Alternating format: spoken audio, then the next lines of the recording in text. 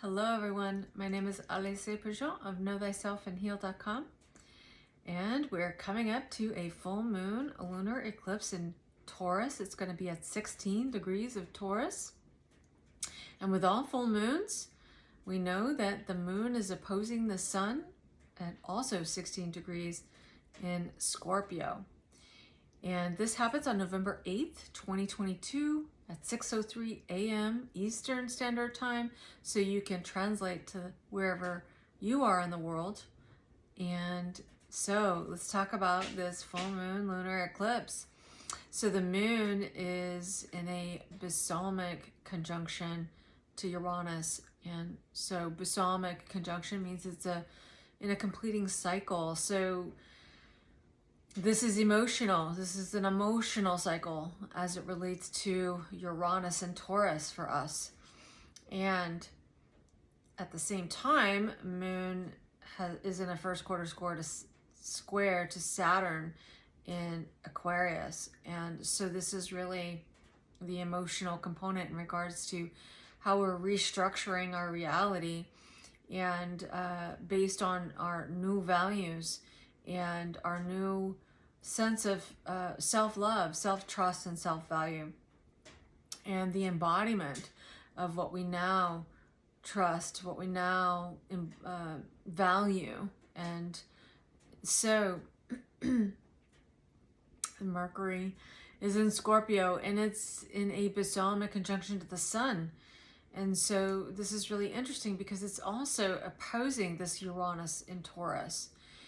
And whenever we come to an opposition, it always implies that something in the outside world is reflecting back to us this part of our own consciousness.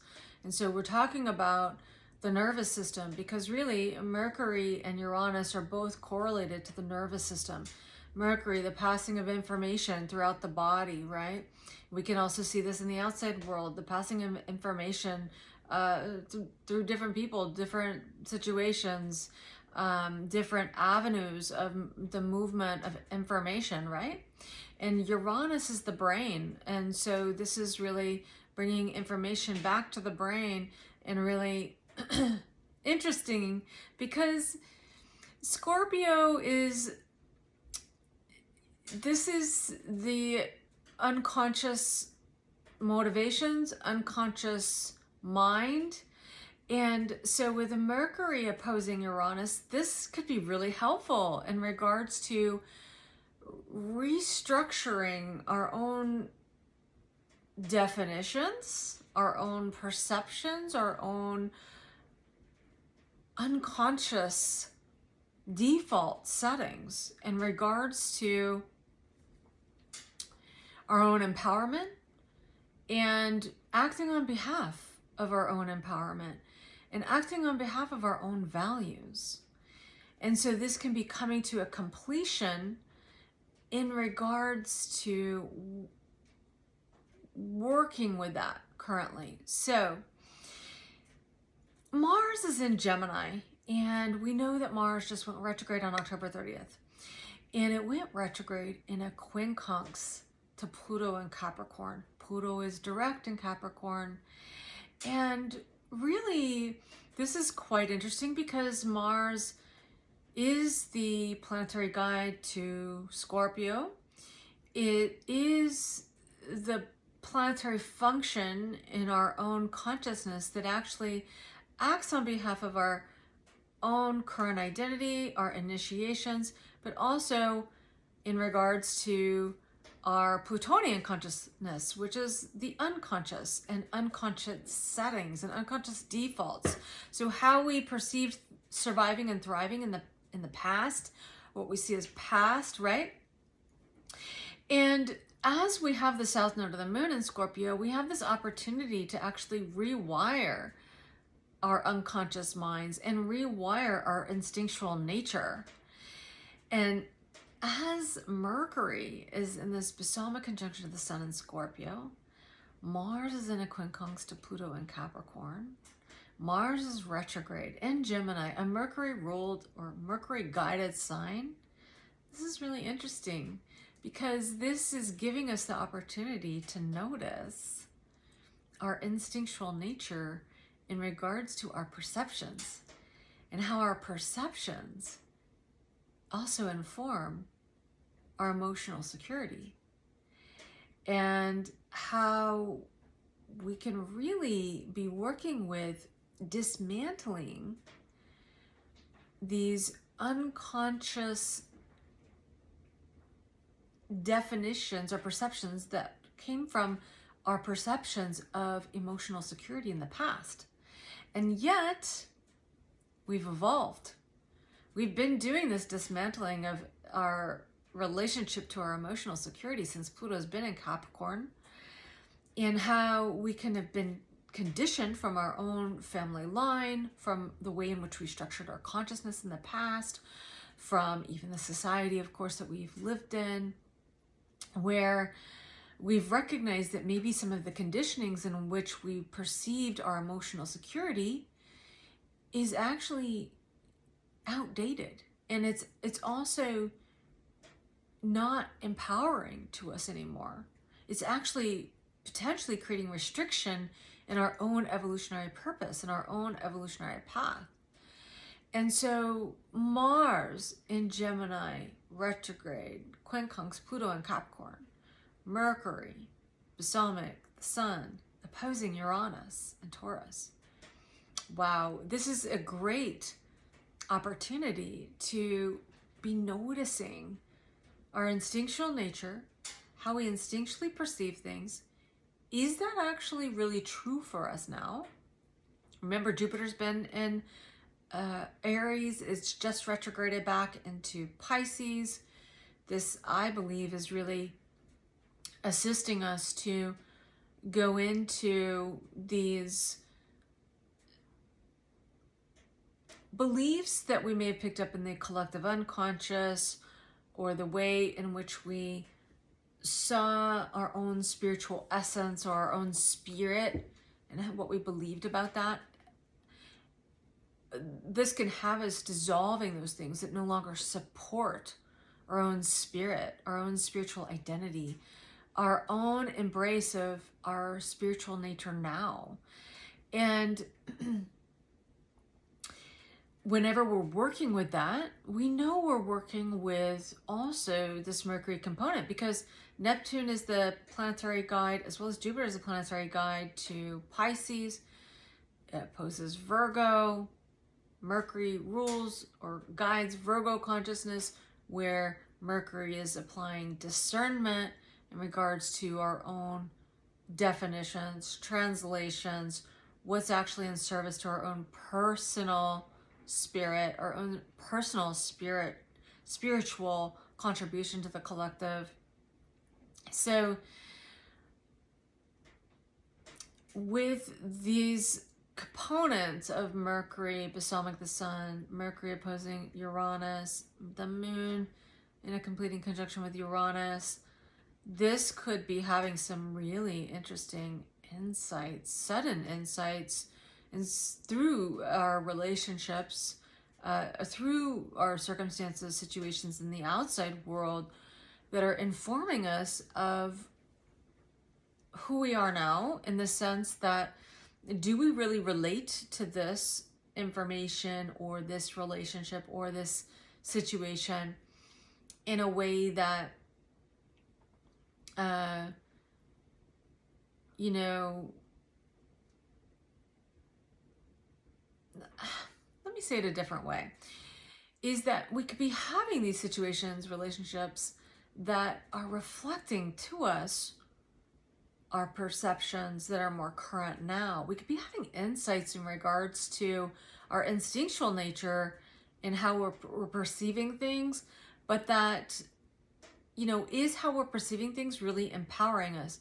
And our relationships and circumstances in the outside world are potentially reflecting things to us, where we can always translate that into something that is supporting our own relationship to ourselves, even if it's different than us. So whether it's a perception that's different than us, whether it's a belief that's different than us, or a situation that we value or we don't value, that's always supporting us in our evolutionary path to pivot in the directions that are supporting us in our momentum, in our new evolutionary path. And this is the Mars quincunx to Pluto, this area of adjustment where we can be making the adjustments to our instinctual nature rather than resist things or rather than seeing things as or translating things, defining things that are different than us or not necessarily contributing to what we value, that those things can still be supporting us just by being different. So in that difference, we get the opportunity to see what and clarify what we really value, what we really believe, and what we really personally think about things. And that contrast can be helpful. And that also we can be seeing where we're similar, right? Where there are things that are similar to what we value, think, perceive. And so everything really can be empowering us. With the Mars quincunx Pluto, this can be noticing our instincts, noticing that we may instinctually find ourselves resisting things that are different or that are not like us or that don't value what we value, and recognize that resistance is an application of energy. And so as we're resisting something, we're actually, as we resist it, we're giving that thing energy, where we could translate it as, okay, that's different, or I don't really value that. Perception, thought, belief, relating, style, application of energy, but I can actually harness that as an opportunity to pivot toward seeding what I do desire, what I do desire to seed in my own consciousness, what I do desire to invest in with my own consciousness, and that everything really is a reference point for us, supporting us in our own navigational journey with our Mars consciousness. And remember that whenever we apply energy, we're actually creating signatures in our own vibration. So even when we resist things and maybe we notice ourselves experiencing frustration, anger, resentment, that we can actually relate to it in a new way, or we can translate that information into a new way where it really serves us, and actually we can utilize that energy to pivot or to really harness our empowerment by applying energy in a new direction, a new creative way, right? A new creative endeavor maybe. Mars and Venus really work together, as well as Pluto. They're all the planetary guides of Taurus and Scorpio, Mars and Pluto being the planetary guides to Scorpio, Venus being the planetary guide to Taurus. So where we apply our energy is actually creating signatures in our own vibration. Venus, the inner side of Venus, as it rules Taurus.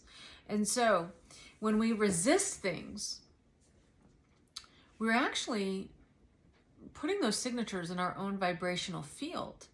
And then our own vibrational field has those signatures, and we actually find our Venusian energy calibrating to the thing that we actually resist. And so we want to be applying our Mars energy in the direction that actually is creating signatures in our vibrational field that is congruent with our values and value, and what we value and what we desire to invest our energy, because Mars and Venus and Taurus and Scorpio is about how we invest our resources. What is resources? Every resource comes down to energy. So where are we investing our energy? Notice where we might feel this emotional component come up, where we might feel this tendency to resist things, where we're actually, by resisting them, we're unconsciously not trusting what is happening. And we're actually not trusting that it is information that's really actually undercover, assisting us to navigate into new directions. So recognizing that even things that we may not resonate with are really still supporting us. They're just supporting us in an undercover way, right? They're like undercover agents, right? That's how I like to look at it. So because the moon is in a Balsamic conjunction to Uranus, this really can be volatile emotions. It can be exciting emotions. It can be unexpected emotions. Utilize that. That can be utilized as momentum towards that which you desire. Momentum towards making the adjustments necessary to create the parameters by which you desire to build your reality. Now, Mars will come into a trine with Saturn in Aquarius. Saturn is direct in Aquarius. Mars is going to come into a trine by retrograde on November 30th.